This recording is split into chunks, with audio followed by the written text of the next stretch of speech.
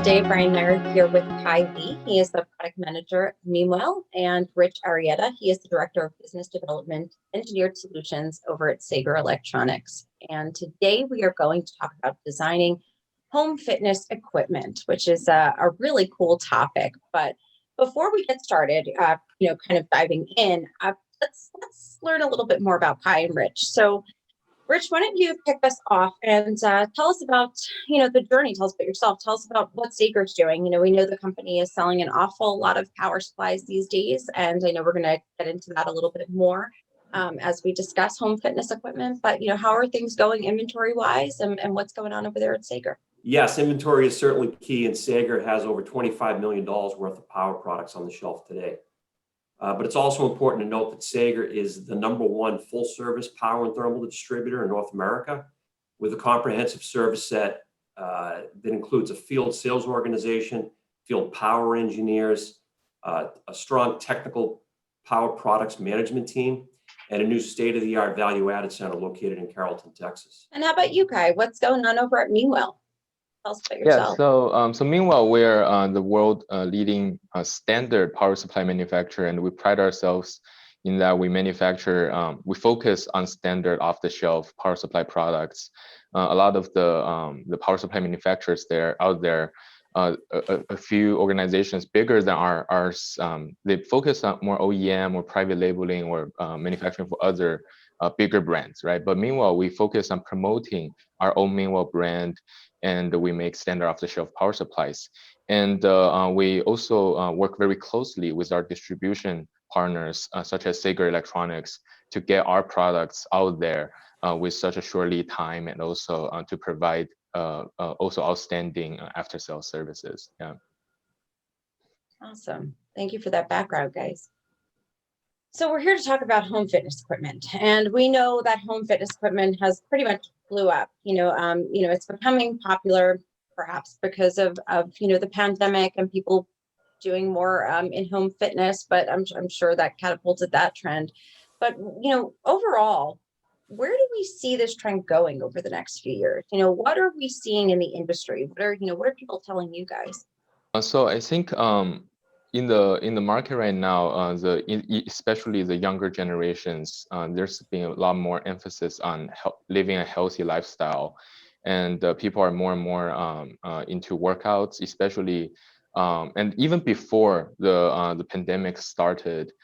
There were a lot more of these home fitness or personal health equipment being developed and started. It's already a developing industry. And I think the pandemic just kind of catapulted this whole trend into full swing. And now we're seeing a lot more design activities, a lot more startups trying to get into this home fitness equipment space. Especially for startups or people just getting into, or the manufacturers just getting into this business, it's difficult to work with these OEM manufacturers or power supply manufacturers. So the best solutions I think on the market available are standard off-the-shelf power supplies, and that's where we come in, right? So is there with the home equipment, is there specific safety and compliance issues that need to be looked at when designing those? Yeah, definitely. And there are actually a few safety standards, especially since we're in the US, we talk about the UL, right?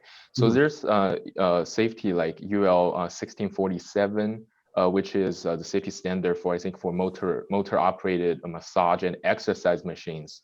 And that's what some of our customers have taken their equipment to be certified for, as well as like a UL 60335, which is standard for household appliances. And both of these safety standards, they also regulate the leakage current. And the leakage current is typically not something that's strictly regulated for other industrial or say communication equipment. But for these personal equipment, it's a lot more emphasized. Okay, and what about the power requirements? Are those those are part of the power requirements? Are there specific power requirements when it comes to this type of equipment? Yeah, and the power requirements vary depending on the type of equipment. So if the equipment is running on something like a BLDC motor or a motorized component, right, it will definitely require more power, and some we've seen up to 1,000 watts of power. And there's the other spectrum is where the exercise equipment just needs that personal touch, needs that screen, needs that personal trainer. They just use a maybe 100 to 200 watt maximum to power the computer, the wireless, the communication interfaces, and all that. Yeah. So with the, where you're talking about the bigger equipment, right? And then you're talking about some are screen based. Do you see a lot of power requirement changes based on, like you mentioned, like live trainers, connectivity, or are we seeing a lot of differences in the power requirements recently? Power differences, I think the in terms of motorized equipment, that's pretty standardized, and that just depends on the weight that the equipment needs to put out, right? But for the personalized trainers, the screen, we've seen the screens getting bigger and bigger, and they used to be like just LCD screens with some with some displays of your heart rate and all that. But nowadays it's getting bigger and bigger. It's getting fancier, so they're putting a lot more power into the making it look more appealing and more personalized. Yeah. And there's more, there's more connectivity that Brian mentioned about too, where, everybody wants to jump on a piece of equipment now and they want to be able to charge their cell phone, right? So there's another 5 volt, a heavier 5 volt requirement that we're seeing as well. Mm-hmm. Definitely. Yeah. You bring up size, right? And I, one thing we were talking about, Brian, it was, you talk about size in terms of screens getting bigger, but when you think about people who, the end user, right, who's purchasing the equipment, and maybe they are in a smaller apartment, and, size becomes important, having more compact, home fitness equipment. And I know this is a thing for engineers, right? I mean, smaller, make everything smaller. How does that play a role here in designing for future fitness equipment? Yeah, and I think it's one of the core design factors when any of these new equipment manufacturers, they design a new product, is to make it as light as possible, to be easily installed, and also to not take up too much space. But at the same time, they're trying to put more function, more like their unique touch into it, right? So it becomes a challenge for the component manufacturers, such as the power supply manufacturers, the screen manufacturers, to make the components as compact as possible and take up less space, lower weight. So yeah, and we're excited to talk about like the products we have that really enable that. We have a large number of different form factors, different cooling methods that can support different design choices that really enable the miniaturization and the downsize of this kind of equipment. Yeah. Now, are you also seeing additional sort of things like, we talk about now we have all these pieces of equipment, like, the low noise or the EMI requirements. Are you seeing changes in those? Equipment, I think for the household or the home fitness equipment, of course, the customers want them to remain quiet when it's not used, right? Especially when it's not used. And during usage, it used to not really be a problem. You have these treadmills going really loud and it's just expected. But nowadays, we have this more personalized touch that we keep talking about, right? The personal trainer and all that. We want to be able to hear them. So the equipment now needs to be, the acoustic noise needs to be lower. It's expected to be lower. So we're seeing a lot of design going towards fanless designs, so eliminating fans. And also you talk about the EMI noise. Of course, it's in household setting, and the EMI is definitely a very key factor that is also considered as well. Yeah. So, Rich, let's talk about Sager a little bit. What values can Sager really bring to the provide to the home fitness equipment designers and manufacturers? I really would focus on the designers right now for a minute. Right. Well, in terms of what Kai just mentioned, to meet some of these requirements, we can customize the power solution or a power subassembly to help them meet these industry requirements. An example of that would be to design. We could design and integrate a cover for a power supply it's coming into the home. Safety is certainly a concern. You don't want anybody, opening up a panel and be exposed to a high voltage. So designing a cover for these customers is something we could do. The other thing we could do is to design a mounting bracket to where this power supply or this assembly would fit, and it would allow the end user, let's just say somebody in the home environment, or even a technician being sent out to the home, ease of field repair and maintenance. Another example, Kai mentioned a couple things. We talked about the low power requirement. So no load or very low power requirement when a system is plugged in is very important. Everybody wants to go green. So there's cases where we've taken AC power switches and integrated them into the power solution to allow the customer, and the end user to maximize their no load power requirements. We could also install an AC filter that would allow those customers to reduce the EMI that Kai mentioned. One thing I was thinking about, what about the end? So are engineers facing any challenges when it comes to designing, for this end use? Is there anything that they're kind of experiencing right now that we might want to talk about? Like we talk about, there's the safety requirements, and more specifically, there are a few challenges that really go into making these powerful, even up to 1,000 watts. Like we talk about 1,000 watt powerful equipment for household use, right? So leakage being one of them, and EMI we talk about, and the other Rich touched on earlier briefly is the no low power consumption. Because we're going in-house, going green, that's also a challenge. So it's putting off these factors and meeting off these requirements that's a little bit challenging, because a lot of the standard off-the-shelf power supplies, just talking about the power supply from Meanwell, we haven't really designed that much product that's specifically focused around meeting all of these requirements at the same time. So it requires our distributors or our value-add resellers like Sager to be able to come up with a solution to meet all of those requirements. So for example, maybe we have a product that meets the EMI, the leakage requirement, but it doesn't necessarily meet the no low power consumption because it is like a built-in type design, not for consumer use. It's not a power brick, not a power adapter. So Sager Electronics can make up a power assembly and add a AC switch to that assembly to make it happen, so the engineers, they can just use this power assembly, readily plug and play into their equipment. Yeah. It's really a group effort. I mean, really, it's a group effort. Yeah. Brian, you were going to say something? I was going to say, Rich, can you talk a little bit more about what Sager does in that aspect? Like, so say, for instance, a client does come with Kai mentioned, like, how does Sager go about that, process with the clients, with the customer?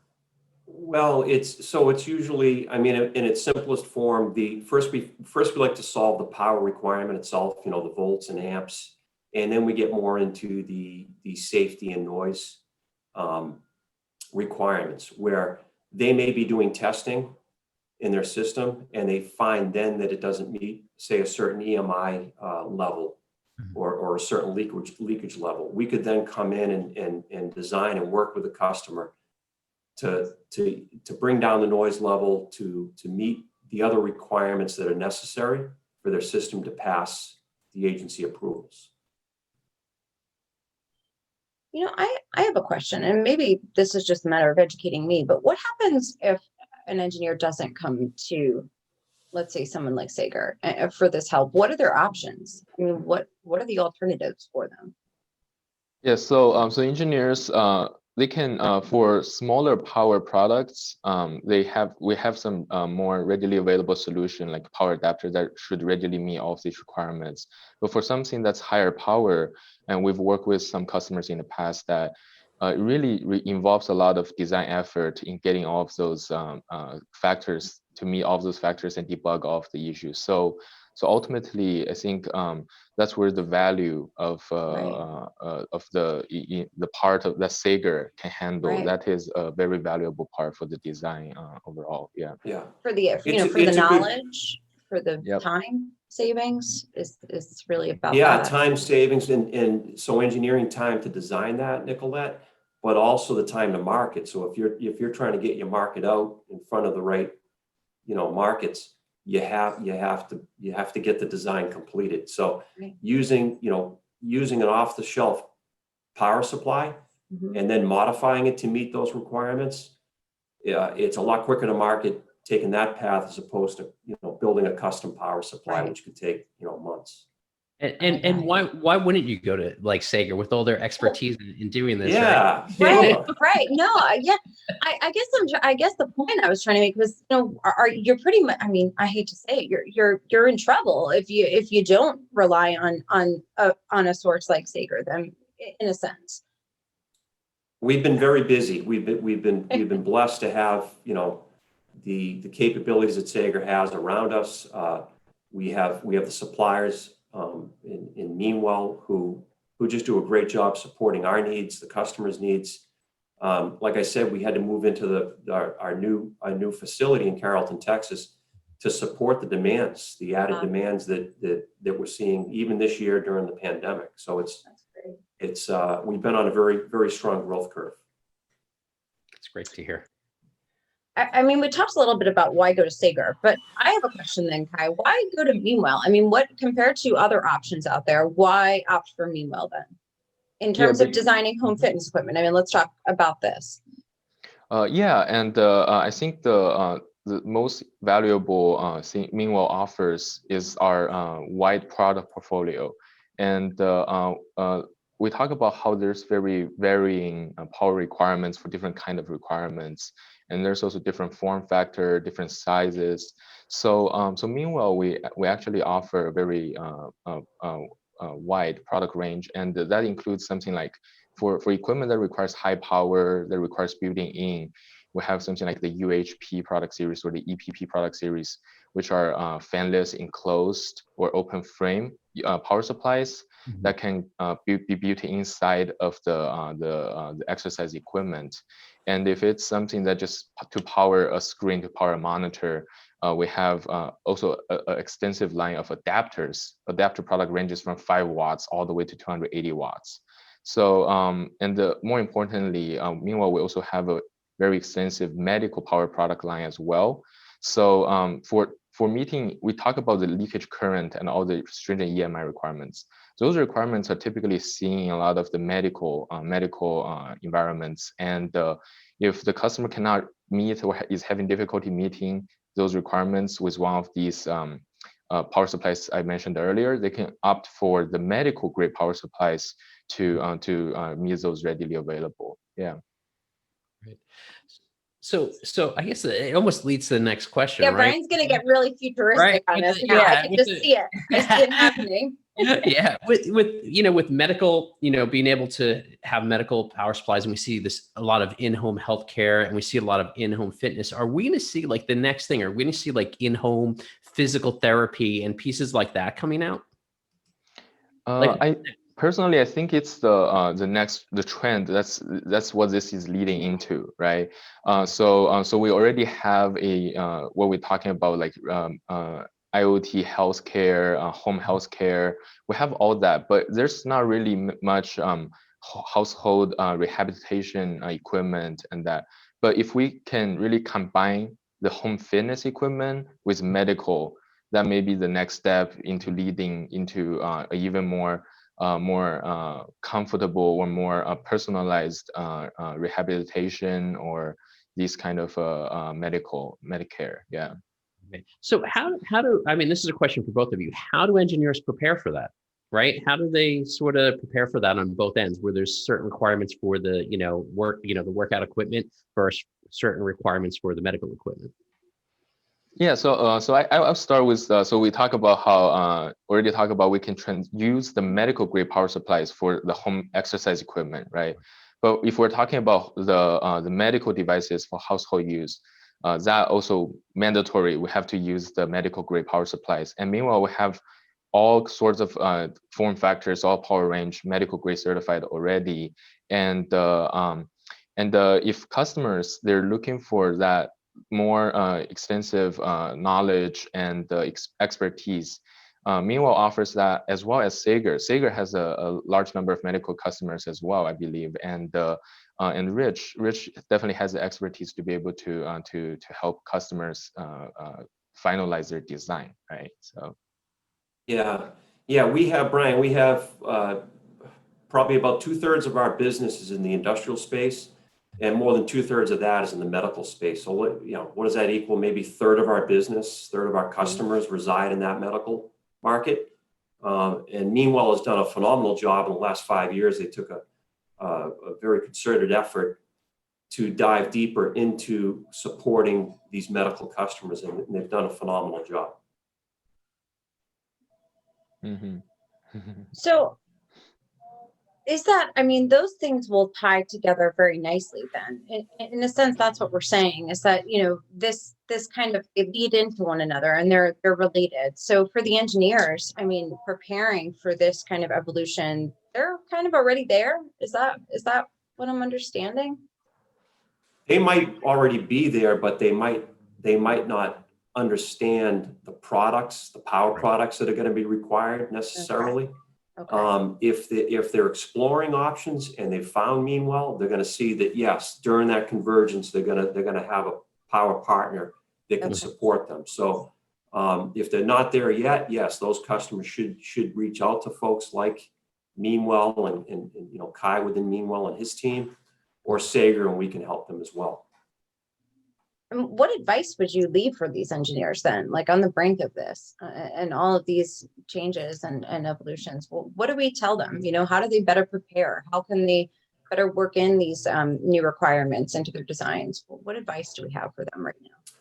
I would say invite us in to spend time with them. We're more than able, willing to spend time via Teams meetings or when the pandemic is over to go visit them. But Kai, you probably see this too. It's amazing how many customers in this day and age, you think everybody can have access to all the products, all the new products just by going out to the web. But Kai and myself, we have knowledge of product that's coming around the corner that could benefit from these customers if they talk to us now about it. So the more they access folks like Kai at Meanwell or folks at Sager, they'll have access as well to that new technology. Yeah, and I agree with what Rich mentioned about reaching out to us, right? And just some advice for the engineers, of course, especially when designing from like the industrial equipment towards the household home fitness equipment. Of course, first is understanding the power requirements, all the regulations, and who else is better to contact than contacting the power supply manufacturer and Rich, right? Meanwhile, we have sales offices worldwide, and I'm locally based in our North America headquarters. So we're doing our best to provide the local support to the customer, as well as having local distributors like Sager Electronics. So yeah, we're here for you guys. Can I derail for 1 second? I have a question, because you mentioned, Rich, come invite us there, invite us into your process and let us help you. And I was speaking with another distributor in the test and measurement space. And one of the things that they mentioned was that a lot of the fresher, greener engineers, us, I'm a millennial, so as millennials, I can talk about us then. We don't want that help. We want to, like, they're finding that the millennial engineers want to kind of find that information by themselves and not kind of deal with humans in a sense. Is that, how do you say, hey, come ask for help when they're trying to do all this on their own? What do we say to that? Yeah, and even if the new greener engineers, like they don't want to reach out, they don't think they need help, right? But they do have pressure of getting the market to the product to market fast. And again, really, if getting the off-the-shelf power solution, reaching out to Sager Electronics that can do the value add to make it happen, it really does save a lot of time to market. And also, if they have to design their own box, power box, or power supplies even, they have to go through lengthy certification process as well. So the standard off the shelf power supplies are already certified. And so, yeah, why not, right? Right. And you heard Rich earlier. I mean, with all the expertise they have inside of, inside of Right. with their clients, I guarantee you they probably have a really quick answer. You can text them if you want. Yeah, that's what I'm Well, saying. Maybe we need yeah. like a text feature here. That's a great idea. Sager, you got to start texting everyone. Do you do that? I don't know. Well, I don't know if you can text us yet, but you can certainly reach us through our website, Yeah. and Meanwhile has a very good, response to their, service requests within their website. But it really comes down to, Kai's very busy, I'm very busy, the entire power sales engineering team behind me, 16 folks across North America, they're busy every day, Nicolette. And I think it's, in this day and age, if you're not bringing value to the customer, you're probably not in existence, or you won't be very, very much longer. So we find that once customers do get their hooks into folks like Kai or within our power sales team, we get what we call sticky. We're able to develop relationships because we're bringing true value. That's right. Yeah. That's right. Yeah. Well, Brian, is there anything else you wanted to add? No, I think we hit a lot of great points today. Thank you both for joining us. We appreciate it. No, thank you Anytime, for having Brian. us. Yeah.